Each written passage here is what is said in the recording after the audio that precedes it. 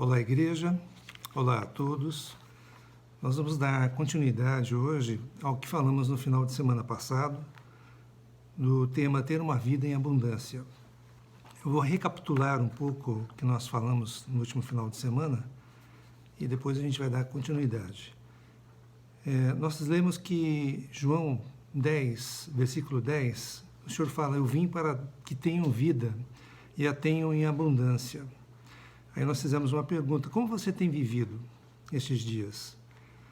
Deus deseja para cada um de nós uma vida abundante. Em Mateus 11, 12, o Senhor fala: o reino dos céus é tomado por esforço, e os que se esforçam se apoderam dele. Intenção é diferente de desejo. Você pode ter uma boa intenção, mas que para você alcançar o objetivo você precisa ter um desejo genuíno. Desejar e perseverar na mudança. Nós temos direito às promessas de Deus, por isso precisamos desejá-las. Muitos improváveis viveram coisas extraordinárias em Deus. E o nosso Deus é o Deus dos improváveis. Porque Deus é que vai nos capacitar. Nós podemos ser usados por Deus. Nós talvez fizéssemos uma pergunta assim: será que vai acontecer isso na minha vida? Será que isso realmente vai acontecer? Precisamos mudar essa pergunta para dizer: por que não? Esta é a pergunta que devemos fazer. O poder de Deus se aperfeiçoa nas fraquezas. A graça de Deus é abundante e está à nossa disposição. Não se desvalorize. A maneira que pensamos determina aonde vamos chegar. O Senhor transforma a nossa maneira de pensar e nos vê como vencedor. Vencedores não procuram problemas, encontram soluções. A mentalidade que teremos ou que temos é que vai definir o que seremos. E existe um poder divino dentro de nós. Deus é um Deus de princípios. Muitas vezes a insegurança e o medo nos impedem de avançar. Creia que o Senhor fará o que Ele prometeu nas nossas vidas. Nada é difícil demais para o Senhor. Deus é fiel e Ele é capaz de cumprir o que prometeu. O objetivo disso é que nós tenhamos uma vida em abundância. Para isso, há 3 pontos importantes que a gente precisa ver nesse estudo. Obediência, que nós já vimos, vamos recapitular um pouquinho. A excelência e a constância. A obediência é um caminho para a santidade. E o primeiro passo é nos livrarmos dos pecados. Para isso, nós temos o sangue do Senhor. Nós podemos confessar os nossos pecados, nos arrepender e pedir pelo sangue do Senhor. E Ele é capaz de nos livrar de todos eles. Tudo o que precisamos está em Deus e na Sua palavra. Mas como vencer essa batalha? A luta entre o espírito e a carne. Como vencê-la? Através da obediência ao Senhor e à Sua palavra. Precisamos escolher o nosso eu espiritual. A fé, ela é fundamental para o relacionamento entre o homem e Deus. A fé precisa nos conduzir à obediência. Obedeça a Deus. Nós precisamos cooperar com Deus para implantar o seu reino aqui na terra. Então nós vamos falar agora sobre a excelência. A excelência precisa ser adicionada, somada à obediência. Nós precisamos dar 100% de nós em tudo que fizermos, mas principalmente para Deus. Não se trata de ser 50%, ou ser meia boca, ou ser medíocre.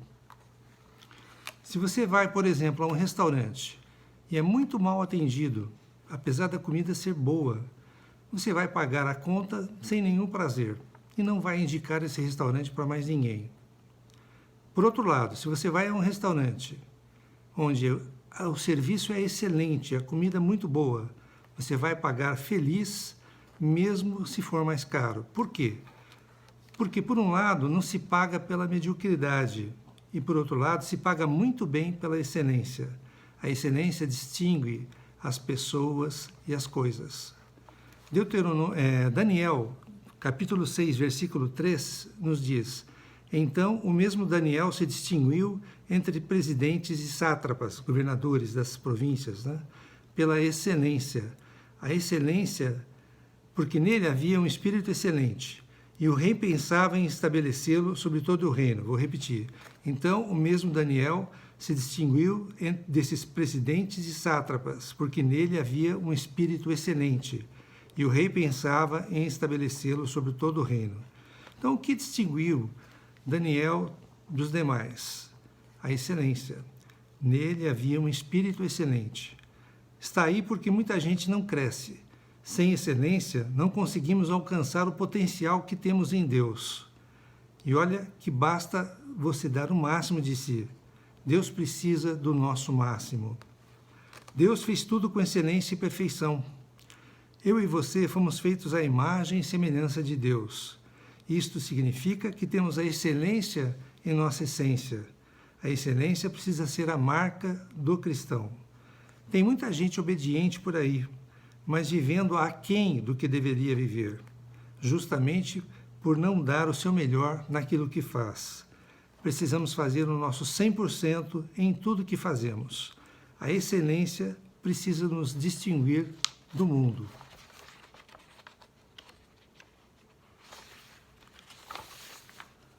Você almeja uma abundância, uma vida abundante? Pois bem, ela não está disponível para pessoas com comportamento medíocre. Você não vai chegar lá com uma vida mais ou menos. Suas atitudes são medíocres? Você vive reclamando do emprego?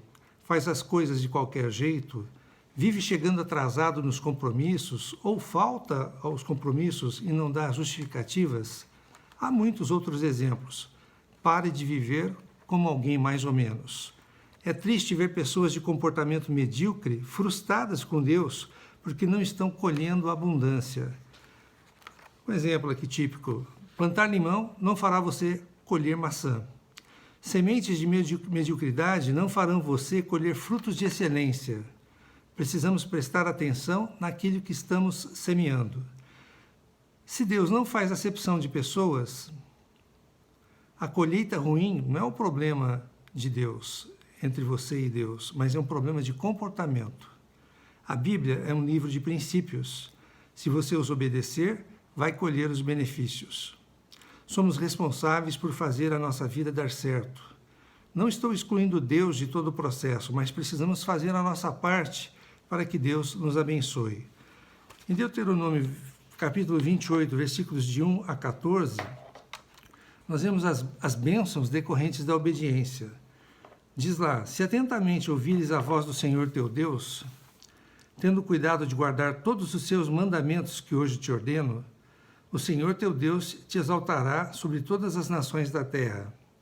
Se ouvires a voz do Senhor teu Deus, virão sobre ti e te alcançarão todas estas bênçãos. Bendito serás tu na cidade e bendito serás no campo. Bendito o fruto do teu ventre e o fruto da tua terra, e o fruto dos teus animais, e as crias das tuas vacas e das tuas ovelhas. Bendito o teu cesto e a tua amassadeira. Bendito serás ao entrares e bendito ao saíres. O Senhor fará que sejam derrotados na tua presença os inimigos que se levantarem contra ti. Por um caminho sairão contra ti, mas por 7 caminhos fugirão da tua presença. O Senhor determinará que a bênção esteja nos teus celeiros e em tudo que colocares a mão, e te abençoará na terra que te dá o Senhor teu Deus. O Senhor te constituirá para si em povo santo, como te tem jurado, quando guardares os mandamentos do Senhor teu Deus e andares nos teus caminhos. E todos os povos da terra verão que és chamado pelo teu nome, pelo nome do Senhor, e terão medo de ti. O Senhor te dará abundância de bens no fruto do teu ventre, no fruto dos teus animais e no fruto do teu solo, na terra que o Senhor, sob juramento a teus pais, prometeu dar-te. O Senhor te abrirá o seu bom tesouro, o céu, para dar chuva à tua terra, no seu tempo, e para abençoar toda a obra das tuas mãos. Emprestarás a muitas gentes, porém tu não tomarás emprestado. O Senhor te porá por cabeça e não por cauda, e só estarás em cima e não debaixo, se obedeceres aos mandamentos do Senhor teu Deus, que hoje te ordeno, para os guardar e cumprir. Não te desviarás de todas as palavras que hoje te ordeno, nem para a direita, nem para a esquerda, seguindo outros deuses para os servires.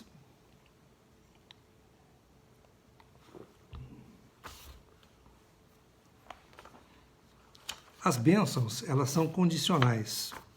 Elas virão se obedecermos. Hoje em dia, infelizmente, existe a cultura do coitadismo, da vitimização. As pessoas não se responsabilizam pelos seus erros ou pela falta de acertos. Há muitos argumentos, muitas justificativas, muitas desculpas. Mas mesmo que essas justificativas sejam verdadeiras, precisamos reconhecer que necessitamos de transformação. Mateus 25, 14 a 30, fala da parábola dos talentos, a parábola relacionada à obra.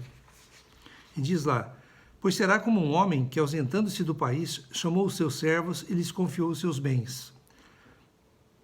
A um deu 5 talentos, a outros 2 e a outro 1. 5, 2 e 1. A cada um segundo a sua própria capacidade. E então partiu. O que recebera 5 talentos saiu imediatamente a negociar com eles e ganhou outros 5. Do mesmo modo, o que recebera 2 talentos ganhou outros 2. Mas o que recebera 1, saindo, abriu uma cova e escondeu o dinheiro do seu senhor, o talento do seu senhor. Depois de muito tempo, voltou o senhor daqueles servos e ajustou contas com eles. Então, aproximando-se o que recebera 5 talentos, entregou outros 5, dizendo: Senhor, confiaste-me 5 talentos, eis aqui outros 5 talentos que ganhei. Disse-lhe o Senhor: muito bem, servo bom e fiel. Foste fiel no pouco, sobre o muito te colocarei. Entra no gozo do teu Senhor. E aproximando-se também o que recebera 2 talentos, disse: Senhor, 2 talentos me confiaste, aqui tens outros 2 que ganhei. Disse-lhe o Senhor: muito bem, servo bom e fiel. Foste fiel no pouco, sobre o muito te colocarei. Entra no gozo do teu Senhor. Chegando por fim o que recebera 1 talento, disse: Senhor, sabendo que és homem severo, que ceifas onde não semeaste, e ajuntas onde não espalhaste, receoso, escondi na terra o teu talento. Aqui tens o que é teu. Devolveu 1 talento para o Senhor. Respondeu-lhe, porém, o Senhor: servo mau e negligente, sabias que ceifo onde não semeei e ajunto onde não espalhei. Cumpria, portanto, que entregasses o meu dinheiro aos banqueiros, e eu, ao voltar, receberia com juros o que é meu. Tirai-lhe, pois, o talento e dai-o ao que tem 10, porque a todo que tem se lhe dará, e terá em abundância. Mas o que não tem, até o que tem lhe será tirado. E o servo inútil, lançai-o para fora nas trevas, ali haverá choro e ranger de dentes. Então nós vemos que realmente as bênçãos, elas são condicionais, elas virão se obedecermos. Como talentos em nossas mãos, nós podemos ainda acrescentar a nossa família, nosso trabalho, o ministério que o Senhor nos confiou e tantas outras coisas. Deus espera que administremos tudo isso. Deus vai nos recompensar conforme o nosso proceder. Se tivermos 5 talentos e negociarmos e ganharmos outros 5, o Senhor vai nos recompensar bem. Agora, se tivermos 1 talento e enterrarmos o nosso talento, o Senhor vai nos punir. Não podemos impedir que as pessoas falem mal de nós, falem coisas sobre nós, mas podemos escolher em quem acreditar. Não vamos deixar que as mentiras e as desculpas nos impeçam de servir o Senhor e buscar a excelência. Vamos buscar a verdade na palavra. Hebreus 3:8 nos diz: Jesus Cristo ontem e hoje é o mesmo e o será para sempre. Nosso Senhor não muda. Deus quer nos curar dos traumas do passado, mudar o nosso comportamento no presente para que tenhamos um futuro glorioso. Precisamos entender o poder do hoje. A cura das feridas e hábitos do passado passam pelo arrependimento e mudanças hoje, agora. Através de atitudes no presente é que construiremos um futuro incrível. O que plantarmos hoje é o que colheremos no futuro. Apocalipse 3, de 14 a 19, fala sobre a carta à igreja a Laodiceia e diz: ao anjo da igreja em Éfeso,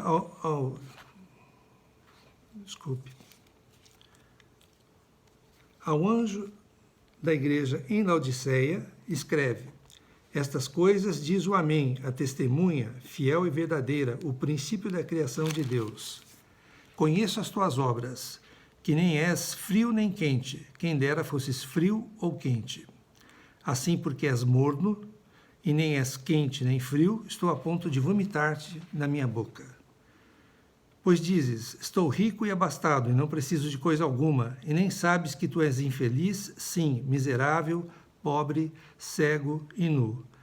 Aconselho-te que de mim compres ouro refinado pelo fogo, para te enriqueceres, vestiduras brancas para te vestires, a fim de que não seja manifesta a vergonha da tua nudez, e colírio para ungires os olhos, a fim de que vejas.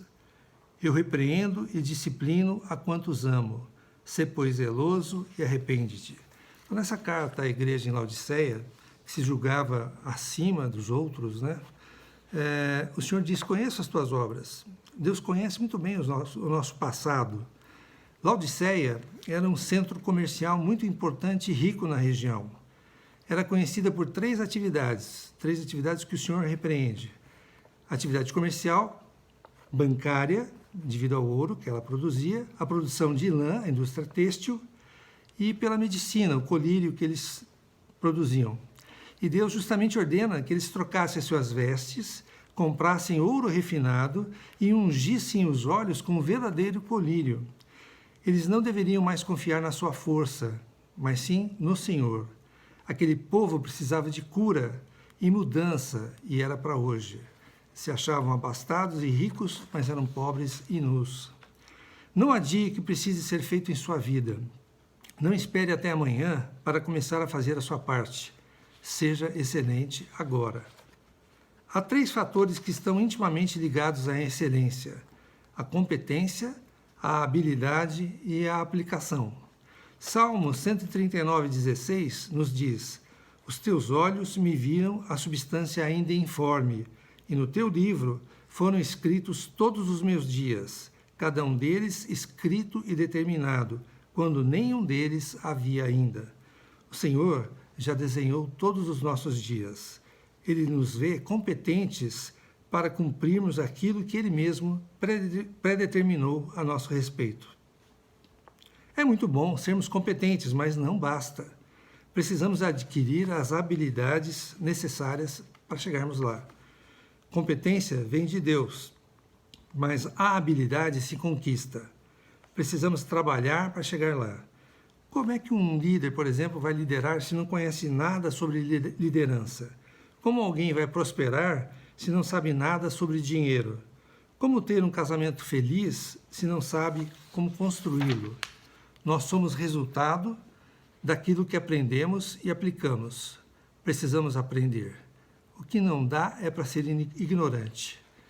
Oséias 4, versículo 6 diz: o meu povo está sendo destruído porque lhe falta o conhecimento. Porque tu, sacerdote, rejeitaste o conhecimento, também eu te rejeitarei, para que não sejas sacerdote diante de mim. Visto que esqueceste da lei do teu Deus, também eu me esquecerei dos teus filhos. Deus rejeitou o seu povo nessa passagem pela falta de conhecimento, por causa da ignorância. Portanto, prepare-se, se esforce. Romanos 2, 6 a 7 diz: Deus retribuirá a cada um segundo o seu procedimento. A vida eterna aos que, perseverando em fazer o bem, procuram glória, honra e incorruptibilidade. A retribuição do Senhor será conforme o nosso procedimento e não conforme o nosso sentimento.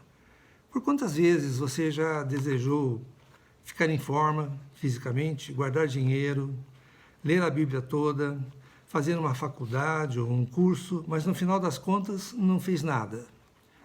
Ou começou a fazer, mas não concluiu?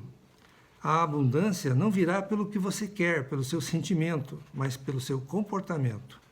1 Coríntios 13, versículo 4, diz: o amor é paciente É benigno. O que é paciência? É um sentimento? Não. Paciência é o comportamento. Paulo ainda nos diz que a paciência é um fruto do Espírito. Está em Gálatas 5, versículo 22. O que mudará a sua vida não é o que você sente, mas o que você faz. Comportamento é fruto de escolhas. Você decide aplicar. Você decide ser extraordinário. Você decide ser excelente, mesmo não sentindo nada. Esta é a mentalidade que vai te conduzir à abundância. Não tem como ser excelente e não estar atento aos detalhes. Precisamos ser detalhistas, cuidadosos, organizados. Colossenses 3, 23 e 24 nos diz: tudo quanto fizerdes, fazei-o de todo o coração, como para o Senhor e não para homens, cientes de que recebereis do Senhor a recompensa da herança. A Cristo, o Senhor, é que estais servindo. Em tudo que fizermos, precisamos fazer como se estivéssemos fazendo para o Senhor e não para homens. Com esse entendimento, precisamos fazer além do que deveríamos, isto é, ser excelente. A excelência faz com que o comum se torne especial. Decida a partir de agora fazer o seu melhor em tudo que você fizer. A colheita abundante está à sua espera. Vamos falar agora sobre a constância. Falamos sobre obediência, excelência e agora sobre a constância. A abundância será resultado da excelência, como vimos. Porém, de nada adianta sermos excelentes se a nossa excelência for momentânea, de curta duração. Precisamos acrescentar a tudo isso a disciplina, a constância. Como ter intimidade com Deus se começamos a buscá-lo, mas depois de uma semana não oramos mais? Como prosperar se a administração das finanças dura apenas um mês? Como construir um casamento maravilhoso se um dia trata o cônjuge bem e no outro dia mal? Josué 1, versículo 8, nos diz: não cesses de falar desse livro da lei. Antes medita nele dia e noite, para que tenhas cuidado de fazer segundo tudo quanto nele está escrito. Então farás prosperar o teu caminho e serás bem-sucedido. Josué precisava meditar no livro da lei constantemente para viver a vontade de Deus e colher as bênçãos.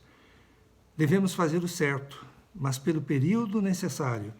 Gálatas 6, versículo 9, nos diz: e não nos cansemos de fazer o bem, porque a seu tempo ceifaremos, se não desfalecermos, se não desanimarmos. O que você deixou de fazer que não deveria ter deixado de fazer? Por que parou? Apocalipse 2, versículo 5, da carta à igreja em Éfeso, diz: lembra-te, pois, de onde caíste, arrepende-te e volta à prática das primeiras obras. E se não, venho a ti e moverei do seu lugar o teu candeeiro, caso não te arrependas. O Senhor pede para voltar a praticar aquilo que você sabe que deveria praticar, aquilo que você parou de praticar. A omissão não pode encontrar espaço em nossas vidas. Precisamos vencer nossas desculpas e fazer o que precisa ser feito, pois a disciplina é fruto de uma escolha diária. Um semeador de boa terra, ele não pode parar de semear para ter uma boa colheita. Ele precisa continuar semeando, precisa de disciplina. Meu encorajamento é que você permaneça semeando, seja firme em seu propósito, então a recompensa chegará. Mateus 7, versículos 7 e 8 nos diz: pedi e dar-se-vos-á, buscai e achareis, batei e abrir-se-vos-á, pois todo o que pede recebe, o que busca encontra, e a quem bate abrir-se-lhe-á. Quer ser íntimo de Deus? Não pare de buscá-lo. Não pare de crescer. Não pare de se desenvolver. A porta só é aberta para aqueles que continuam batendo. Só teremos a garantia da colheita se não pararmos de plantar. Isso está em Gálatas 6, versículo 7. Não podemos olhar para trás enquanto estamos com a mão no arado. Isso está em Lucas 9, versículo 62, que diz: mas Jesus lhe replicou: ninguém que, tendo posto a mão no arado, olhe para trás, é apto para o reino de Deus. O que ele quis dizer com isso? Que o papel do lavrador era manter as mãos no arado e olhar fixamente para frente, Porque se ele se desviasse o olhar, o arado poderia se desviar também, da onde ele deveria se manter plantando, né? Ou preparando para a plantação. Precisamos manter o foco. Não podemos olhar para trás ou permitir que outras coisas atraiam a nossa atenção mais do que o propósito do Senhor para nós. Se formos desfocados, não estaremos aptos para o reino de Deus. Apto no original fala sobre ser útil. Se sou desfocado, deixo de ser útil, pois não estou mais dando o meu melhor para alcançar a vontade de Deus. Qual é a sua atual condição? Você está dando o seu melhor? Você está focado no Senhor, naquilo que você está fazendo? Precisamos manter o foco. Deus tem para nós coisas maiores, porém, para isso acontecer, precisamos de obediência e excelência recheada de disciplina. Faça o que precisa ser feito hoje. Faça por toda a sua vida. Uma vida de abundância estará te esperando se você for obediente, disciplinado e se você for focado naquilo que o Senhor tem para você. Que todos tenham um excelente final de semana e que o Senhor abençoe a todos nós.